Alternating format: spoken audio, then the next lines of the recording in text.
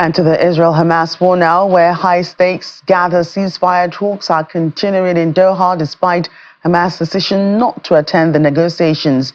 The talks, which began on Thursday, is taking place as the Middle East braces up for a possible Iranian attack on Israel and after the death toll since October 7th in Gaza reached 40,000. The fear of an Iranian attack poses a further serious threat to negotiations that have already appeared to be stalling in recent weeks. In the meeting, Qatar, Egypt, and the United States are expected to present a plan to implement a deal that could bring about a ceasefire in the war in Gaza and free the remaining Israeli hostages held by Hamas. The deal was proposed by U.S. President Joe Biden in May, but unresolved differences have left the path forward unclear. In the meantime, Hezbollah may plan to hold off on a retaliatory attack against Israel while negotiations for a hostage deal are underway in Doha, and that's according to an unidentified source close to the Lebanese group. Hezbollah has vowed to avenge the death of its leader, Fuad Shukr, alongside Iran's relation for Israel's assassination of Hamas political leader Ismail Haniyeh. However, in the backdrop of hostage deal negotiations, the source who spoke on the condition of anonymity said the group believes retaliation can wait as it's not urgent or time-bound. According to the source, Hezbollah does not want to be responsible for disrupting a possible deal.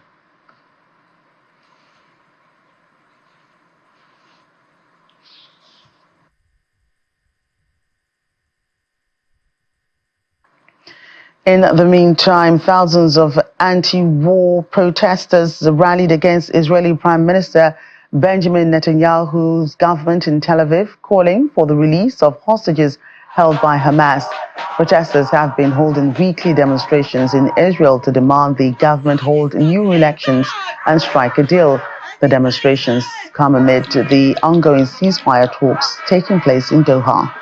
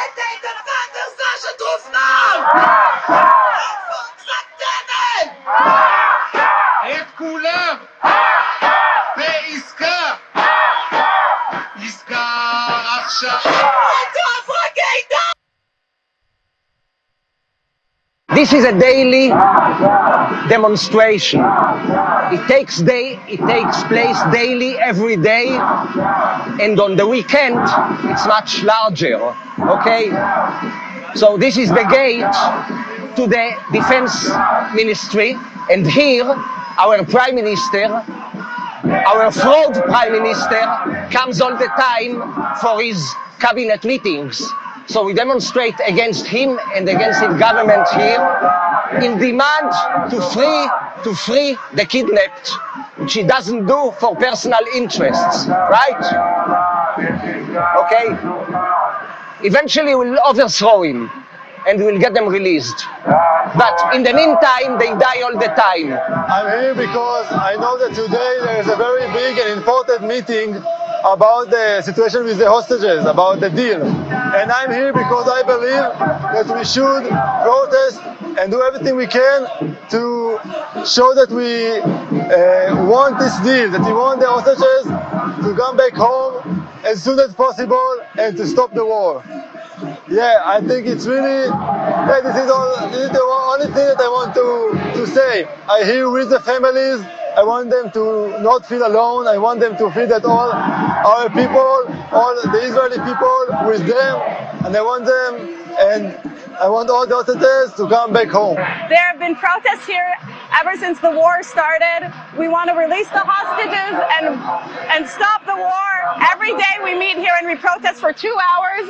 Today, Everybody's meeting in Doha, and it's important that everybody sees that we want to get our hostages back, and that's why we're all here.